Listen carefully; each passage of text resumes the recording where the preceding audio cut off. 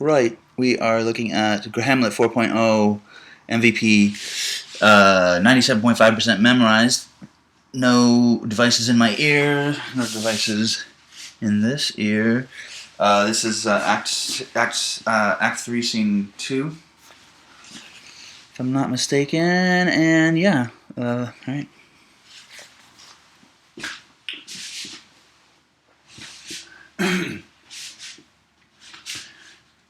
Speak the speech, I pray you as I pronounce it to you, trippingly on the tongue. But if you mouth it as many of our players do, as leave the tongue crier had spoke my lines. Nor do not saw the air too much with your hand thus, but use all gently. For in the very torrent tempest, and as I may say, whirlwind of your passion, you may acquire and beget a smoothness that may give it temperance, a temperance that may give it smoothness. You may acquire and beget a temperance that may give it smoothness. Oh, it offends me to the soul. It offends me to the soul to hear a robustious, periwig-pated fellow tear a passion to tatters, to very rags, to split the ears of the groundlings, who for the most part are capable of nothing but inexplicable dumb shows and noise. I would have such a fellow whipped for all doing termagants. Without Herod's headed, pray you avoid it. I'll warrant your honour. Be not to tame neither, but at your own discretion be your tutor. Suit the action to the word of the action, with this special observance, that you all step not the modesty of nature. For anything so overdone is from the purpose of playing, whose end both at the first and now was and is to hold as 'twere the mirror up to nature, to show virtue her own feature, scorn her own image. The very age and body of the time is form and pressure.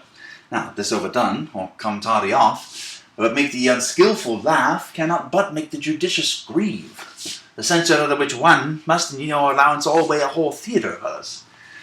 Now, there be players that I have seen play, and heard others praise, and that highly, not to speak of profanely, that having neither the accent of Christian nor the gait of Christian pagan, no man, is so strutted and bellowed that I thought some of nature's journeymen had made men and not made them well. They imitated humanity so abominably. I hope we have informed that indifferently with us, sir. We'll form it all together. And let those that play your clowns speak no more than is set down for them. For there be of them that will themselves laugh to set on some barren quantity of spectators to laugh too, though in the meantime some necessary question of the play be then to be considered. That's villainous, and shows a most pitiful ambition in the fool that uses it. Go, make you ready. And now, my lord, will the king hear this piece of work, and the queen too, and that presently? Bid the players make haste. Will you two help to hasten them? We will, my lord. But ho, Horatio! Here, sweet lord, at your service. Horatio! Dean is just the man as e'er my conversation coped withal. Oh, my dear lord, nay, do not think I flatter. For what advancement may I hope from thee that no revenue hast but thy good spirits to feed and clothe thee? Why should the poor be flattered? No. Let the candied tongue lick absurd pomp, and crook the pregnant hinges of the knee where thrift may follow fawning. Dost thou hear? Since my dear soul was mistress of her choice, and could of men distinguish, her election hath sealed thee for herself. For thou hast been as one in suffering all that suffers nothing. A man that fortune's buffets and rewards has ta'en with equal thanks. And blessed are those whose blood and judgment are so well commingled that they are not a pipe for fortune's finger to sound what stop she please. Give me that man that is not passion's slave, and I will wear him in my heart's core, aye, in my heart of heart, as I do thee. Something too much of this. There is a play tonight before the king. One scene of it in particular comes near the circumstance which I have told thee of my father's death. I prithee, when thou seest that act afoot, even with the very comment of thy soul, observe mine uncle, for I my eyes will rivet to his face, and after we will both our judgments join in censure of his seeming. Well, my lord, if you steal aught the whilst this player is playing and escape detecting, I will pay the theft. I must be... Go get you a place. They're coming to the play. I must be idle. How fares our cousin Hamlet? Excellent, i' faith, the chameleon stitch. I eat the air, promise crammed. You cannot feed capon so. I have nothing other to answer Hamlet. These words are not mine. No, mine now. My lord, you played at Western University, he said. That did I, my lord, and was accounted a good actor. And what did you enact? I did enact Julius Caesar. I was killed in the Capitol. Brutus killed me. It was a brute part of him to kill so capital like half there. Be the players ready? I, my lord, to stay upon your patience. Come hither, dear Hamlet, sit by me. No, good mother. Here's metal more attractive. Oh, do you mark that? Lady, shall I lie in your lap? No, my lord. I mean my head upon your lap. Aye, my lord. You think I meant country matters? I think nothing, my lord. That's a fair thought to lie between maids' legs. What is, my lord? No thing. You are to marry, my lord. Who, I? Aye, my lord. Oh, God, you're only jig maker. What should a man do but be merry? For look ye how cheerfully my mother looks, and my father died within 2 hours. Nay, 'tis twice 2 months, my lord. So long? Nay, then let the devil wear black, for the suit of sables. Oh, heavens, died 2 months ago, not forgotten yet. And let's hope a great man's memory may outlive his life half a year. But by a lady must build churches then, and that's stuff I'm not thinking on, with the hobby horse, whose epitaph is, for the hobby horses forgot. What does this mean, my lord? This is Mishing Malako, it means mischief. Will this show be like the show imports the argument of the play? We should know by this fellow. The players cannot keep counsel, they'll tell all. Will you tell us what the show meant? Aye, of any show that you're shown. Be not you shamed to show, he'll not shame to tell you what it means. You are not. I'll mark the play. For us and for our tragedy, here stooping to your clemency, we beg your hearing patiently. Is this a prologue or the posy of a ring? 'Tis brief, my lord, as woman's love. Full 30 times hath Phoebus' cart gone round, Neptune's salt wash, and Tellus' orbit ground, and 30 dozen moons with borrowed sheen about the world of times 1230's been, since love our hearts and Hymen did our hands unite commutual in most sacred bands. So many journeys may the sun and moon make us again count o'er ere love be done. But woe is me, you are so sick of late, so far from cheer and from your former state that I distrust you. Yet, though I distrust, discomfort you, my lord, at nothing must. For women's love and fear hold quantity, in neither aught or in extremity. And what my love is, proof I've made you know. And as my love is sized, my fear is so.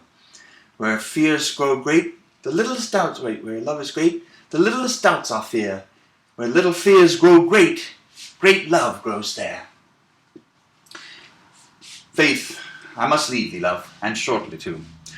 My operant powers their functions leave to do. And thou shalt live in this fair world behind, honoured, beloved, and happily one as kind, for husband shalt thou. Oh, confound the rest! Such love must needs be treason in my breast. Its second husband let me be accursed. None wed the second, but who killed the first. Wormwood. The instances that second marriage move are base respects of thrift, but none of love. A second time I kill my husband dead, when second husband kisses me in bed.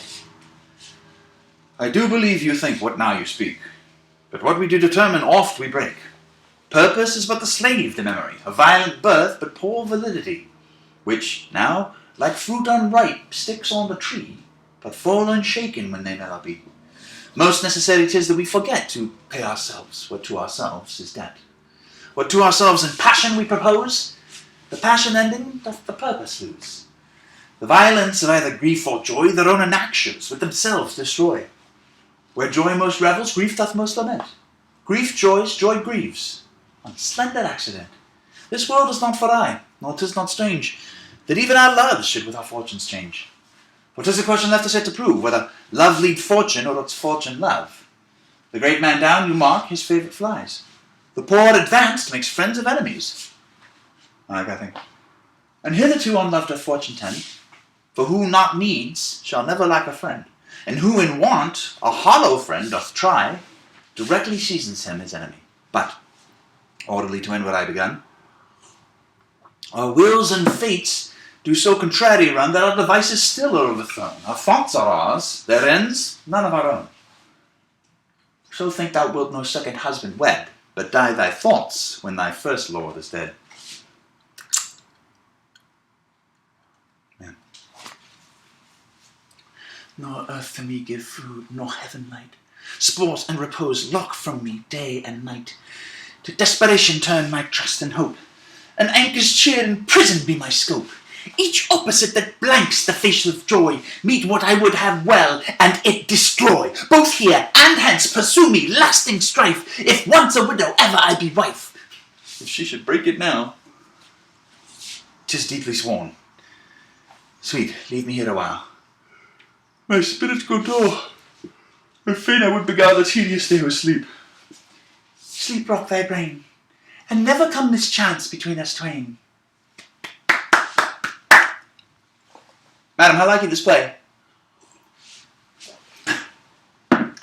The lady doth protest too much, methinks. Oh, but she'll keep her word. Have you heard the argument? There's no offence in it. Oh, no, they do but jest. Poison and jest, no offence in the world. What do you call the play? The Mousetrap. Mary, how? Tropically. This play is the image of a murder done in Vienna. Gonzalo's the Duke's name is White Baptista. You should see it not. 'Tis a knavish piece of work, but what of that? Your Majesty and we that have free souls that touches us not. If the gold jade wince, our withers are unwrung. This is one Lucianus, nephew to the king.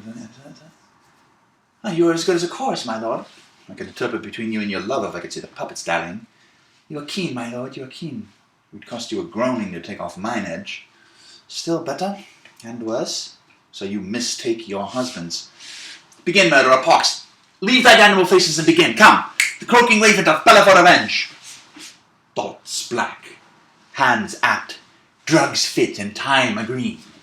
Confederate season, else no creature seen. Thou mixture rank, of midnight weeds collected, with Hecate's band thrice blasted, thrice infected, thy natural magic and dire property, unwholesome life usurp immediately. He poisons him in the garden for his estate. His name's Gonzago. The story is extant and written in very true Italian. You shall see anon how the murderer gets the love of Gonzago's wife. The king rises, fretted with false fire. How fares my lord? It's like a little bit of carrot. How fares my lord? Give all the play. Give me some light. Away! Light, light, light. Why, let the stricken deer go weep, the heart on gold play. For some must watch, while some must sleep, so runs the world away. Would not this, sir, and a forest of feathers, if the rest of my fortunes turn turk with me, with 2 provincial roses on my raised shoes, get me a fellowship on a cry player, sir? Half a share. A hoe and I. For thou dost know, Damon dear, this realm dismantled was of Jove himself, and now reigns here a very, very payjock. Oh, you might have rhymed.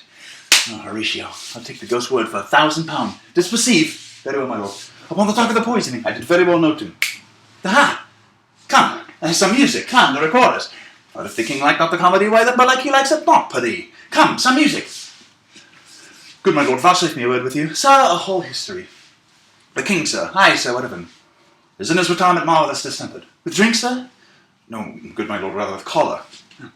Your wisdom should show itself more richer to signify this to his doctor, for me to put him to his purgation would perhaps plunge him into far more choler. Good my lord, put your discourse on some frame, and start not so wildly from our fare. I am tame, sir. Pronounce. The queen, your mother, has sent me to the queen, your mother, in most great affliction of spirit, hath sent me to you. You are welcome. Nay, good my lord, this courtesy is not of the right breed. If it shall please you to make me a wholesome answer, I will do you mother's commandment. If not, your pardon and my return shall be the end of my business. Sir, I cannot. What, my lord? I make you a wholesome answer. My wit's disease. But, sir, such answers as I can make, you shall command, or rather, as you say, my mother. Therefore, no more but to the matter. My mother, you say. Then thus she says, your behaviour has struck into amazement and admiration. Oh, wonderful son, that can so astonish a mother. But is there no sequel at the heels of this mother's admiration? In part. She desires to speak with you in a closet ere you go to bed. We shall obey, were she 10 times our mother. Have you any further trade with us? My lord, you once did love me. So I do still by these pickers and stealers. Good my lord, what is your cause of distemper? You do surely bar the door upon your own liberty if you deny your griefs to your friend. Sir, I lack advancement. How can that be? How can that be? When you have the voice of the king himself, he has succession in Denmark. Aye, sir, but while the grass grows, the proverb is something musty. The recorder. Let me see one. To withdraw with you.